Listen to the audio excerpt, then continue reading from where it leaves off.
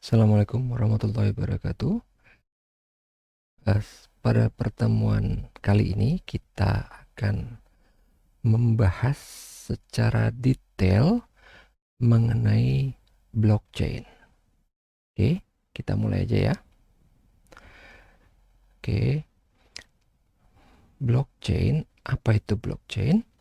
Jadi blockchain itu adalah struktur data yang memungkinkan untuk dibuat suatu jurnal digital dari suatu data dan dibagikan kepada jaringan pihak-pihak yang independen. Ya, itu cuman definisinya ya.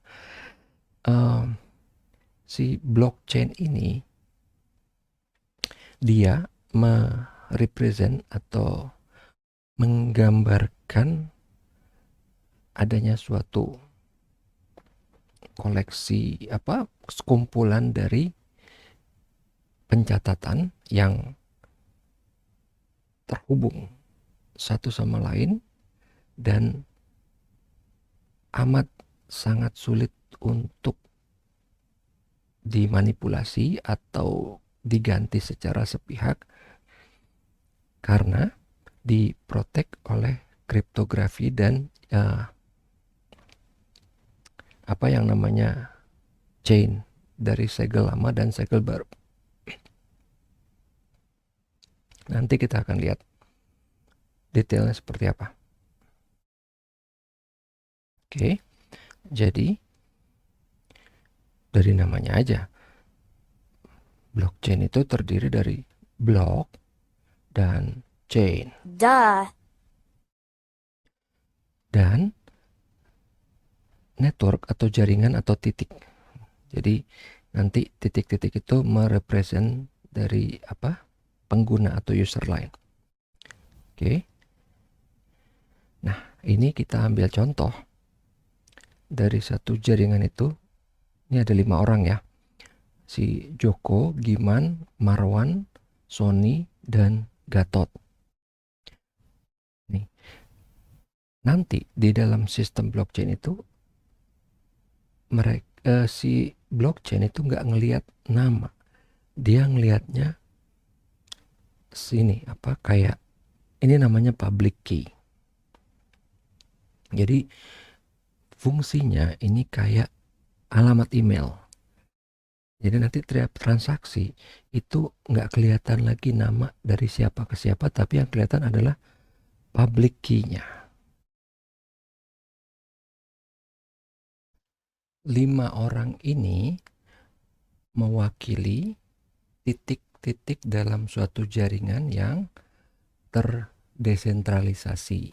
Maksudnya, tiap titik atau tiap orang bisa berhubungan secara bebas ke siapapun juga tanpa perlu harus melewati perantara.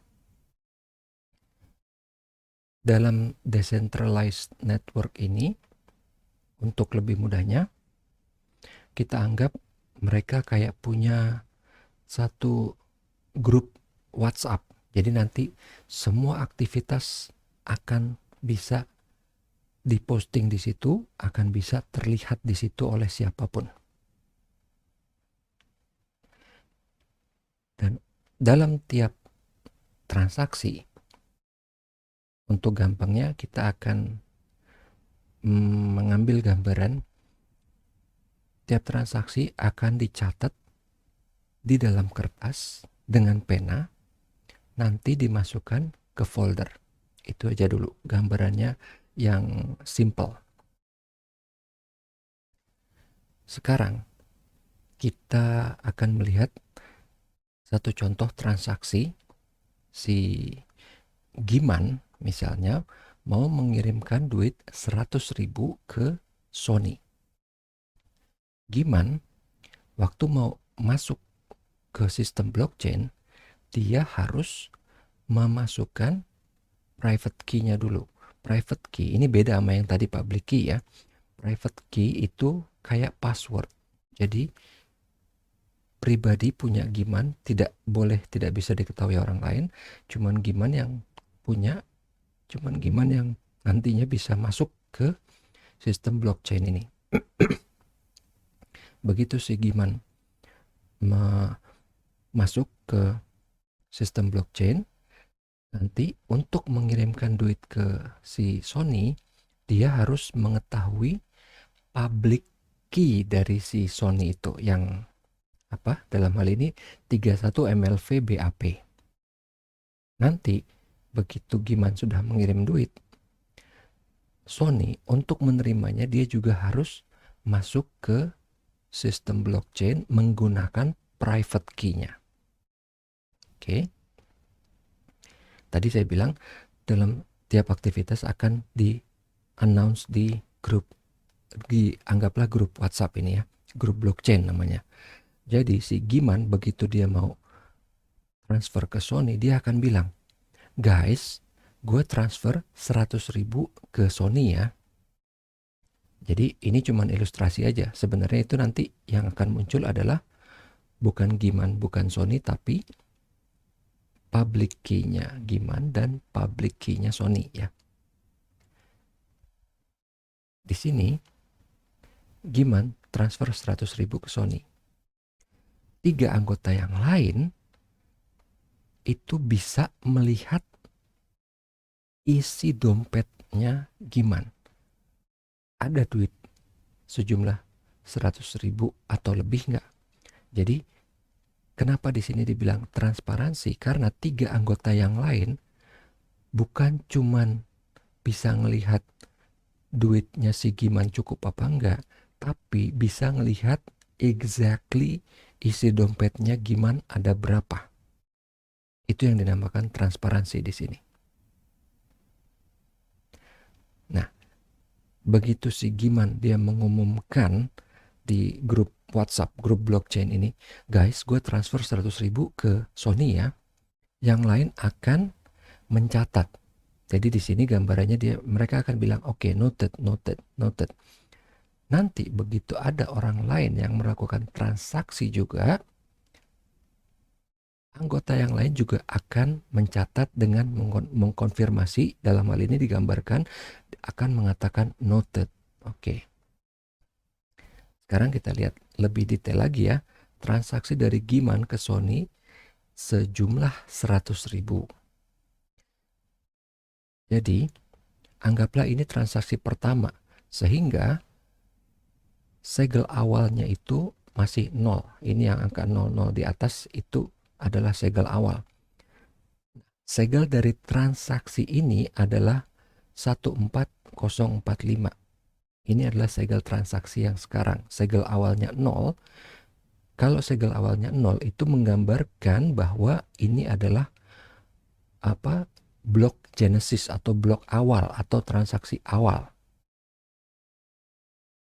Nah, si 14045 nanti kita akan lihat dapatnya dari mana. Begitu anggaplah sekarang ini udah dapat 14045. Begitu sudah dapat angka ini yang dinamakan segel transaksi, dimasukkan ke dalam folder.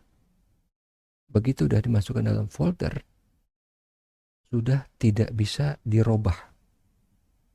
Misalnya, ini yang dinamakan data immutable. Jadi bukan datanya imut, tapi immutable, datanya nggak bisa dirubah.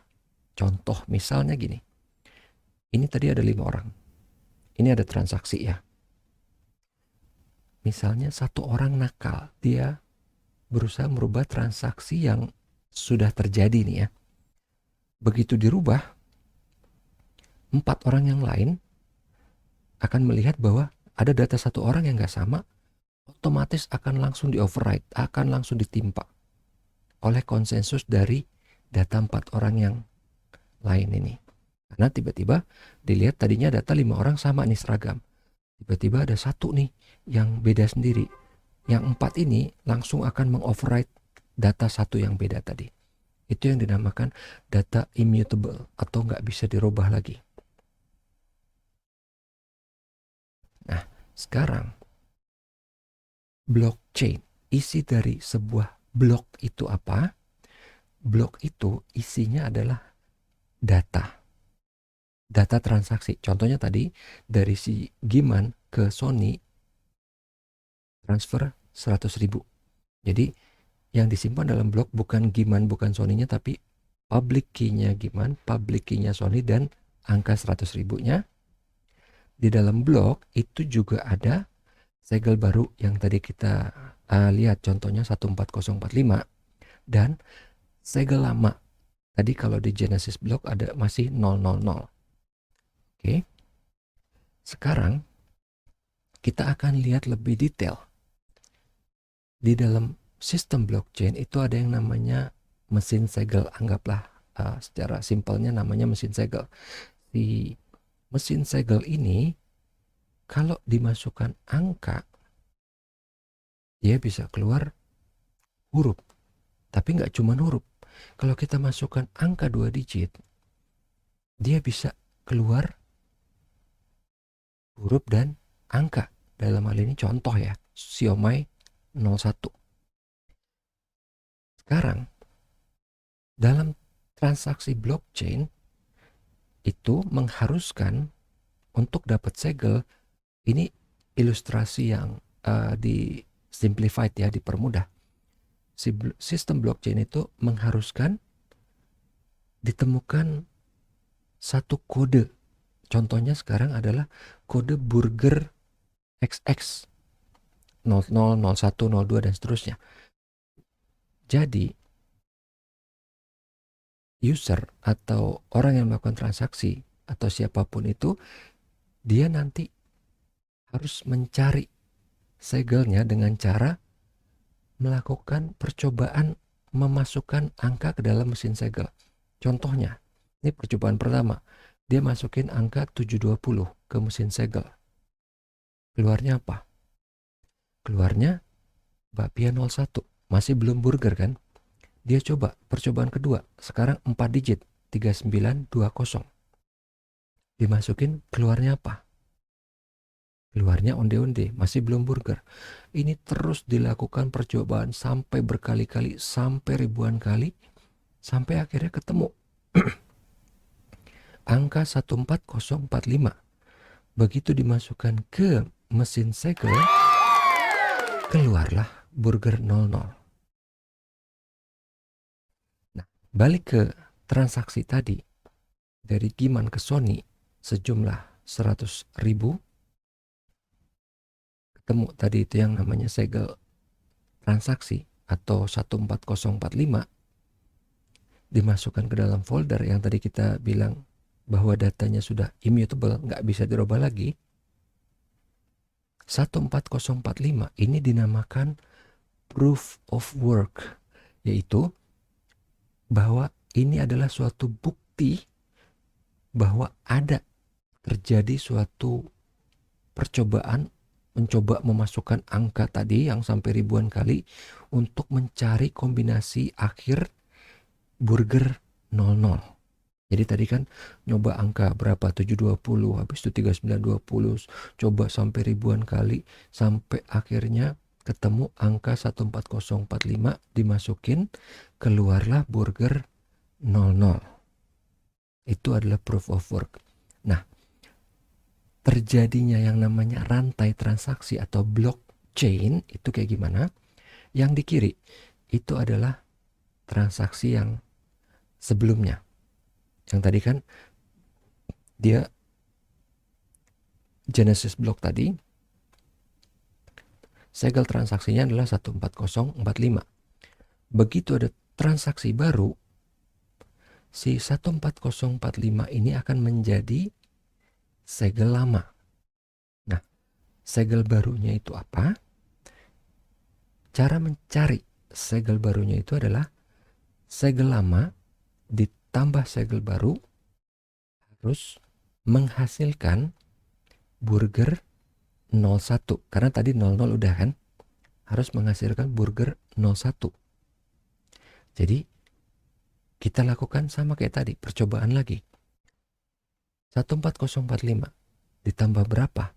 Ditambah misalnya ini contoh 14055. Hasilnya adalah 28100. Angka 28100 ini yang dimasukkan ke mesin segel. Ini untuk transaksi yang berikutnya. Dimasukkan ke mesin segel, ternyata hasilnya ayam, bukan burger. Nah, kita melakukan percobaan lagi. Coba lagi cari angka berapa. Misalnya dalam hal ini 15035 dijumlahkan dengan segel lama dapat 29080, dimasukkan lagi ke mesin segel, hasilnya apa? Hasilnya micin, masih belum. Coba lagi sampai ribuan kali sampai akhirnya ketemu angka 14022 dijumlahkan dengan angka 14045 atau segel lama, hasilnya 28067, yang mana si 28067 ini begitu dimasukkan ke mesin segel, hasilnya adalah burger 01. Jadi dalam transaksi yang berikutnya ini, isi bloknya adalah pertama segel lama yaitu 14045 dan segel baru 14022 dan data di dalamnya ya.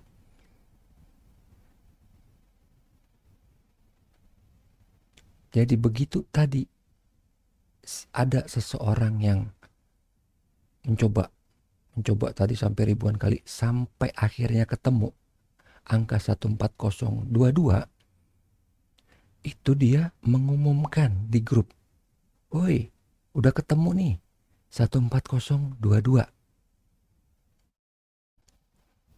Cara validasinya gimana? Jadi anggota lain akan memvalidasi dengan cara menjumlahkan segel lama dengan segel baru yang ketemu, yang di-announce di grup tadi, dijumlahkan, dapat kan 28067, dimasukkan ke dalam mesin segel. Ini validasi ini jauh lebih mudah ketimbang tadi yang nyari, karena yang nyari itu kan coba sampai ribuan kali. Begitu udah ketemu, dia announce ke 4 anggota lain melakukan validasi dengan cara cuman menjumlah, kemudian dimasukkan ke mesin segel, dan dia lihat benar nggak burger 01. Kalau benar, oke. Berarti mereka akan bilang, oke, ini udah verified, oke, udah valid gitu ya. Begitu udah masuk, sama kayak tadi, dimasukkan ke dalam folder juga. Jadi kertas-kertas itu menggambarkan blok yang tadi isinya data transaksi, segel lama dan segel baru.